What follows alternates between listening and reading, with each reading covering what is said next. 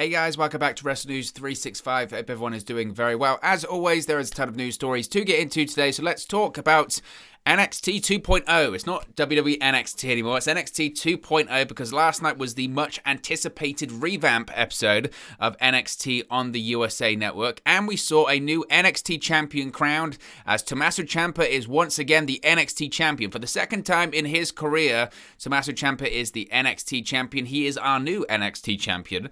Now, the main event of last night's NXT 2.0 revamp episode saw Ciampa win a fatal four-way to capture the vacant NXT Championship. Now, the other competitors in the match were Pete Dunne, LA Knight, and newcomer Von Wagner. Cal Bloom, the son of Wayne Bloom.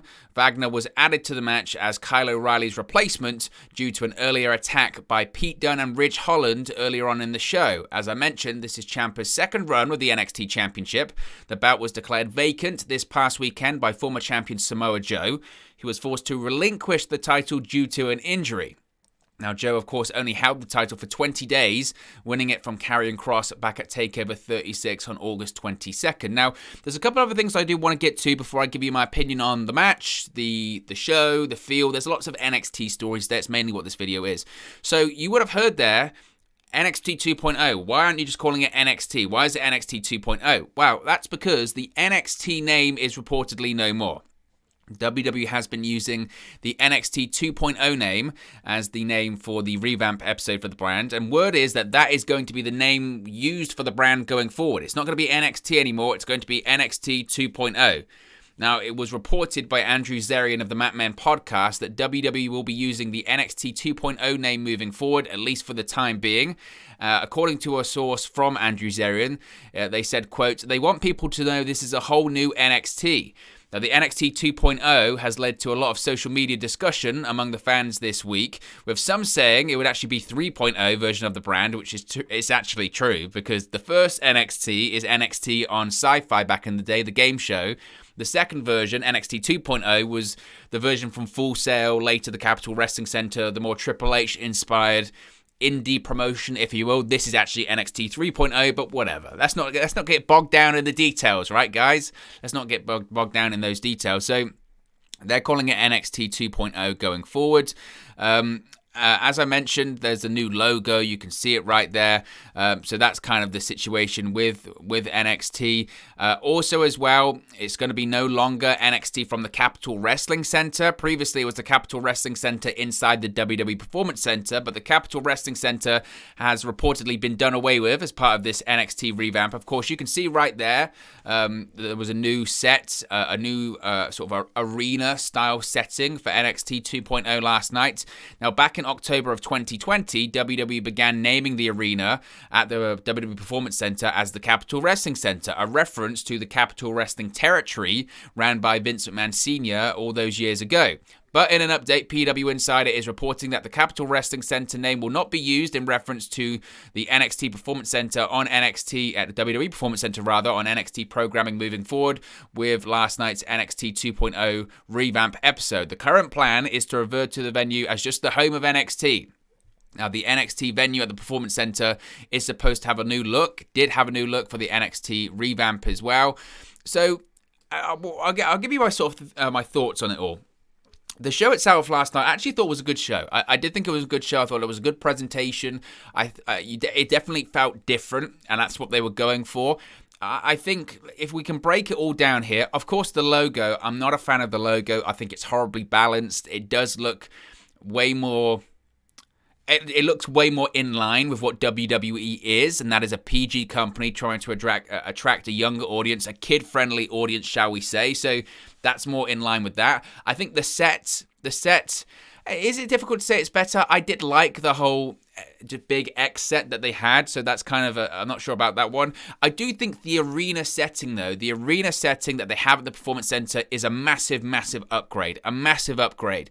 That Capitol Wrestling Center that they had, while initially it looked good, in reality, it did feel, I mean, it is a small space, but it did feel really small, and it did feel really dingy and underground, and I know that's what they were trying to go with, and NXT was always the underground promotion, shall we say. But I do feel that this arena setup for the Performance Center is far, far better. So I do think that's an upgrade. And look, it felt like a completely different show. If anything, it felt weird kind of calling it NXT. And the things that you see from the previous iteration of NXT, like the NXT Championship, just doesn't fit in at all. It's just such a contrast, isn't it? It's such a massive contrast, and we saw a lot of new debuts, a lot of new characters, new people coming in, and it's very obvious what they're doing. We knew it anyway. Those reports that WWE was looking to move in a direction of younger talent, certainly much bigger talent that we weren't familiar with, that have a sporting background. It was very evident of all the names that debuted last night or made their first appearances or really were spotlighted last night. You know exactly what they're going for. They are going for bigger talent, bigger guys from an amateur background in wrestling or from the NBA, the NFL, wherever. That's what they're going for. It's very, very obvious, and I'm not saying that's necessarily a bad thing because I don't know if it's a bad thing or not. Time will tell. But it was certainly a stark contrast as to what NXT was. Now, what will that mean for the ratings and all that kind of stuff? Time will tell. Time will tell. I do think a positive, even though NXT as we know it is dead, I do think a positive that maybe we can look at is that hopefully this version of NXT will be more in line with the main roster, in the sense that we don't go through that situation time and time again where we have talents that we get invested in NXT and then they go to Raw or SmackDown and they're made a joke of or they're completely different. At least if we get invested to the character in NXT, it should be the same on Raw and SmackDown. I think that's a positive way to look at this. So as far as the show, look, I thought the show was good. I did think the show was good. I was curious going into it, which is rare for NXT. I do think the arena was better.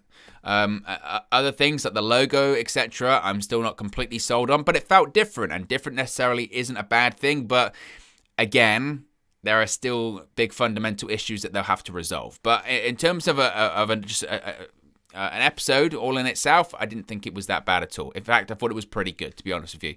Now, I mentioned we saw a lot of new names. One name was Rick Steiner's son, as Rick Steiner's son debuted on NXT 2.0 last night as Bron Breakker. Now, that is Bronson Rick Steiner, who debuted on last night's NXT 2.0 episode as Bron Breakker.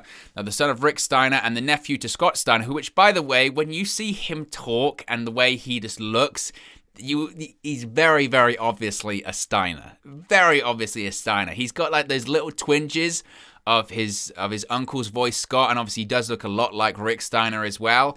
And he's big. He's just jacked up guy. He's definitely a Steiner. He's definitely a Steiner. Now, he had previously indicated that his NXT name would be Rex Steiner, but that's not the case. I think that they want to try and avoid the whole Steiner lineage, and that's not because WWE is afraid of going into lineages. Sometimes in the past they have been, but obviously we know the heat that's there between WWE and Scott Steiner. Scott Steiner is very much on WWE's in their bad book, shall we say. So I'm not surprised by we're not going to really sort of reference the Steiner thing. Maybe they'll mention Rick Steiner, but certainly not Scott Steiner. Now, the show opened with LA Knight, Pete Dunne, Kyle O'Reilly, and Tommaso Ciampa cutting pre-recorded promos to hype up the main event for the NXT Championship. Breakker then confronted Knight backstage, introduced himself, and said he wanted a chance to prove himself in NXT. Knight told Breakker to take it to the ring so he could beat the brakes off the newcomer, but Breakker ended up pinning LA Knight in the middle of the ring with a big power slam finisher. I think, obviously, you can tell why WWE wants to push this guy. Again, he's a big guy. He's got lineage. I think he's still relatively green, I would say, in the ring, and still a way to go. But I guess that's the point of being in NXT. You know, he had obviously a ton of time in the NFL. After time with the NFL, Breakker signed with WWE earlier this year. He was part of the February Performance Center class. I would assume that maybe he had trained with his father or his uncle or something like that as well. And look, WWE knows what they've got in Bron Breakker, and they realize that, again, if you want an example, if you want a complete and total example of what WWE is looking for in terms of developmental and the Performance Center and NXT going forward, that is it. That is the case study right there. Bron Breakker, Rick Steiner's son, is exactly what they're looking for. Big guy, from a sporting background, an NFL background, that they look at that guy and go, that's marketable. It's got the wow factor about him when you turn and go, oh man, that's something. That's what they're looking for. That's what they're looking for. And it's no surprise that essentially one of the first things you saw when you tuned in to NXT 2.0 last night was Bron Breakker, because that's what they think. The name, I think, is... I'm not sure about that. I wouldn't be surprised if it changed, to be honest. I wouldn't be surprised if it changed just to Breakker or something like that, because Vince just loves the one names. So I wouldn't be surprised by that in the slightest. But he is green.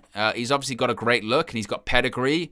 And it's just a case of WWE now moving more towards that mindset of, instead of finding great independent wrestlers that they'll go, we've just got to find your character, they'll try and find someone with a great look and be like, we've just got to teach you how to work. They're going with a different philosophy for it. Speaking of NXT 2.0 last night, Kevin Dunn was reportedly backstage at the 2.0 taping at the Performance Center in Orlando. Now, Dunn, of course, is WWE's executive producer and chief of global television distribution, was at the taping personally to oversee the USA Network broadcast, according to PW Insider. Now, there's been a lot of speculation on which main roster officials will be running the NXT brand for the revamp. It looks like Dunn will be part of that crew, at least for the episode last night.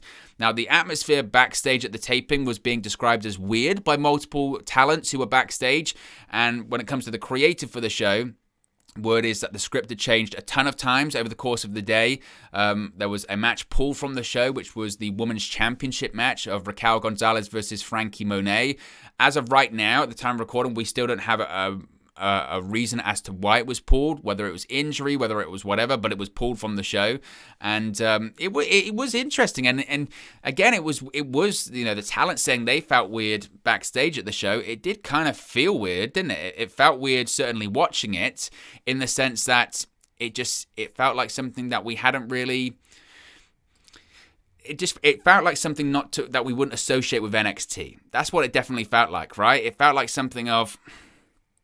if put it this way, if you'd have taken the logo out of it, and you weren't aware that you were watching NXT, and you showed this to someone a couple of weeks ago and said, what do you think this is? What show do you think this is? You would just say, oh, is this like a new WWE show going into syndication or something like that? Or is this a new show that they're putting on the network or Peacock or something like that? You wouldn't think it was NXT.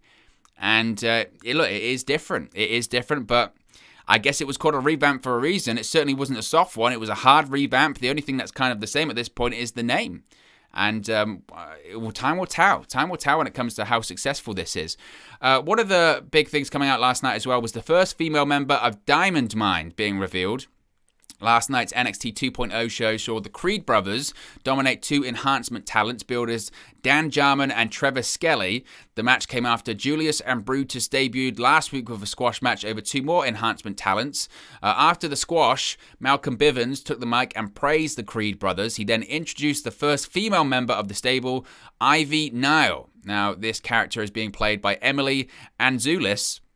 The former MMA competitor became the first female Titan champion in 2019 when she won The Rock's Titan Games on NBC. She's trained under Tom Pritchard and WWE Hall of Famer Kane at the Jacobs Pritchard Wrestling Academy in Knoxville and signed a WWE deal in January of 2020. She's worked a few NXT live event matches in 2020, of course prior to the pandemic, and competed on the August 3rd, 2020 Raw Underground segment. So Diamond Mine now consists of Malcolm Bivens as the manager, Heikkman as the coach, and the four competitors, the Creed brothers, Niall and Roderick Strong. Now, speaking of Strong, he will finally get his NXT Cruiserweight Championship match next Tuesday night. Kushida made his return after Bivens introduced Niall and had words for the Diamond Mine. Kushida, who of course has been out of action since testing positive for COVID-19, challenged Strong to a match tonight, or last night rather, but Bivens proposed that they save it for next week. So we're getting a Cruiserweight Championship match next week. Look, I'm all for it. I'm all for having female members of any group. We've seen it with Legado del Fantasma. Of course, we've got it in Hit Row as well. So I think this kind of lays the foundations for maybe what the next faction warfare will be, whether it's Diamond Mine versus Legado del Fantasma, or whether it's Diamond Mine versus Hit Row or something like that. They're kind of setting up faction warfare and maybe already setting up for War Games in November. That would probably make a lot of sense, right? You would have 3 teams. You've got 3 factions already. You've got Legado, you've got Hit Row, and you've got Diamond Mine. So they've almost set it up perfectly already for when they do the next NXT TakeOver War Game show. So I think that's probably the direction they're going in. It's just going to be interesting to see, do they somehow try and find a way of featuring the females in that match as well? That certainly would be a unique way of doing it. Whether or not that's the direction they're going to go in, time will tell. But I tell you, Ivy Nile, look, she's got a great look, obviously. A great look, absolutely jacked up. And she kind of reminds me a bit of a Rhea Ripley, sort of a smaller, shorter version of Rhea Ripley. But she's got a real great, unique look, and she looks money. She absolutely looks money. There's no doubt about that. There is no doubt about that she looks money, and it'll be interesting to see how good her work is. But I think it's a really interesting character, no doubt about it. So interested to see where that one plays out. Sticking with NXT as well from last night, Carmelo Hayes has a new tag team partner in Trick Williams, because it looks like the NXT Breakout Tournament winner Carmelo Hayes may be going for the NXT Tag Team titles currently held by MSK. Now, Hayes revealed on last night's 2.0 revamp episode that he will now be partnered by Trick Williams. Trick is the former Matt Trick Belton, a former, you guessed it, college football NFL player who worked on the Indies before WWE signed him in February in the Performance Center class. Trick appeared on SmackDown earlier this year as one of Apollo Crews' elite Nigerian guards. Now, last night's NXT 2.0 episode saw Hayes and Trick talk about how they bout it, and there's no reason to hold it back any longer. I just sound like such a nerd when I said that.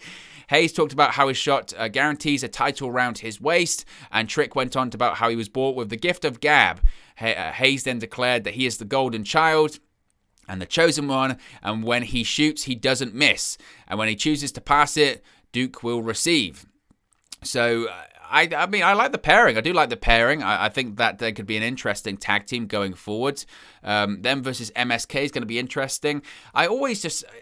And I know they're a tag team now, so they're going to be going after the tag title, seemingly. But I just, every time anyone ever is like this, they used to do it all the time. They do it like an Impact as well, where you win, whether it's a battle royal or a tournament or whatever, and the prize is you can have any title opportunity of your choice. And they go with something like, I'm going to go after the Intercontinental title, or I'm going to go after the tag team titles. And I get that makes those titles look good. But in my mind, it's always like, why wouldn't you go after the world title? Why wouldn't you? But I guess the reason why they wouldn't is because it's not part of the story. It's not part of the story. But again, I thought the segment was good, and these are new characters. These are new characters, and NXT is certainly going in that direction now, where it's just all new. Everything's going to be new, and new in the sense of we really don't know that much about them. Not new in the sense of independent stars that we know a lot about. It's going to be new of we don't know anything about these guys. They might be green, but they're going to be complete WWE creations, and that's what we want to do. And I suppose from a financial point of view, which of course Nick Khan is thinking about, that does make sense of why are we spending all of this money training this talent and all this kind of stuff when we're just signing people from the indies. I mean, it's a good point. It is a good point. NXT as well, there's so many things happened last night. This is why all the stories there are NXT, but so many things happened. One of which is Mandy Rose. Mandy Rose debuted a new look during last night's NXT 2.0 revamp episode. Now, the angle last night began when Rose ran down to the ring and interfered to stop Kaden Carter and Casey Catanzaro defeating Dolin and Jane in tag team action. Rose then stood tall in the middle of the ring. She removed her hood to show off this new look. This led to NXT General Manager William Regal making a 6-woman tag team match. The finish of the match saw Rose deliver a knee to the face of Carter for the victory. The two sides then faced off after the match. So a new look for Mandy Rose. She's now a brunette as opposed to a blonde. I'm interested in what Mandy Rose is doing in NXT. I think it's interesting considering that NXT is firmly developmental right now, that Mandy Rose went back, which would imply that they weren't happy with her for whatever reason. Maybe it's in-ring work or character or whatever it may be. But look, new look. Everything's new. Everything's new when it comes to NXT last night. So I guess Mandy Rose, the old Mandy Rose, the goddess, whatever character you want to call her, is certainly no more. Certainly no more. Speaking of new characters, one character that was teased in a vignette last night on NXT 2.0 was Tony D'Angelo. Because Tony D'Angelo is coming to NXT 2.0. A new vignette aired during the episode last night to announce the upcoming arrival of the D'Angelo character. The role is being played by, guess what, someone with a former amateur background, the former NCAA wrestler Joe Arolia. It looks like this character will be some sort of mafia-connected competitor with an amateur wrestling background. D'Angelo signed with WWE back in the loaded February Performance Center class. He was an undefeated state and national champion in high school. He then competed for the University of Buffalo in college, which was mentioned during his vignette promo. He qualified for the NCAA tournament in 2016. So it was all about him being, again, a mafia-connected guy from Chicago. I will be totally honest with you, and this is no disrespect on the Tony D'Angelo guy who's, what did I say his name was? Joe Aurelia. It's no disrespect to him, but I saw this and I did cringe. The reason I cringed is because it felt like something straight out of the 1980s, and not in a good way. You know, like sometimes having a throwback to the 1980s when it comes to pro wrestling isn't necessarily a bad thing, but certainly for this, it really felt like... You know, whenever you, again, when you see like the 1980s or early 1990s of this character, and it goes like, oh, I can make money in this lifestyle of waste management, but I can make more money in NXT, and it's kind of like, oh, it just doesn't feel like something that should be taking place in 2021. This character would not be out of place whatsoever in 1985 or like 1995 or 94 in WWE or something like that. But 2021, I mean, I'm happy to be proved wrong. And again, he's got a wrestling background, so it'll be interesting to see how he can work. But there is such a ceiling to this character. There is such a ceiling to this character. Do you see the world champion of WWE being someone that has a Chicago-inspired mafia gimmick? It's just not going to happen. I'm happy for that to go wrong and me to be clipped for that, but it just felt like something, again, out of the 1980s and not in a good way. And I was just sort of cringing, being like, you know, but... It is what it is. Speaking of NXT, we'll move on and talk about Pete Dunne. Pete Dunne reportedly has re-signed with WWE. There was lots of discussion, wasn't there, about Pete Dunne's contract. There's been some speculation on Dunne's pro wrestling future as his contract was expiring after he signed a surprise extension back in July. But Fightful Select has now reported that Dunne has agreed to a new long-term contract with the company. Dunne's new deal is said to be for 3 years, which would put him under contract to the company through the summer of 2024. Now, the new 3-year contract was personally offered to him by WWE Executive Vice President of Global Talent Strategy and Development Triple H before he recently took time off for heart surgery. It was reported in late August that Dunne had received a contract offer, and we now know that the deal that was the deal he ended up agreeing to. So Pete Dunne is going to be sticking around, which again, to be honest, is probably no surprise. I think most people expected Dunne to stay. I think of all the recent news about people's contracts expiring, etc., whether it was Adam Cole or Kevin Owens or Sami Zayn or now Johnny Gargano as well, Dunne was the one that a lot of people went, he'll probably stay. He has a very good relationship with Triple H and with WWE. I don't know if there was interest from AEW. Maybe there was, but I never truly felt that he would leave. So I'm sure WWE will look at that as a win.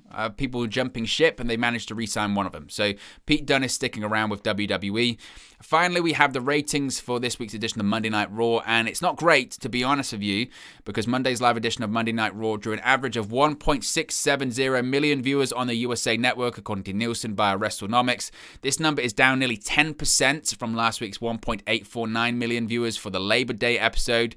Now, Raw drew a 0.43 rating, the key 18 to 49 demographic this week. This is down over 17% from last week's 0.52 key demo rating.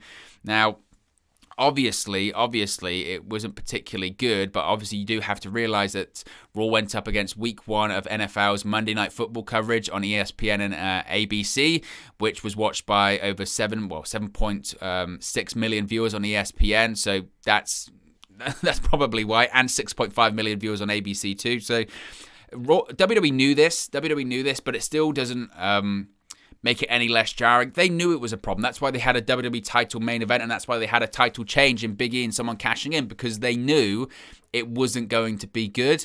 My hope is that they don't blame Big E for this and be like, well, we advertised that Big E was going to cash in and all this kind of stuff, and the number still sucked. Well, the number sucked because you've got competition, and at this point, this isn't Big E's fault. This is a case of you turning off viewers for such a long period of time that suddenly when competition comes up, you go, oh, crap.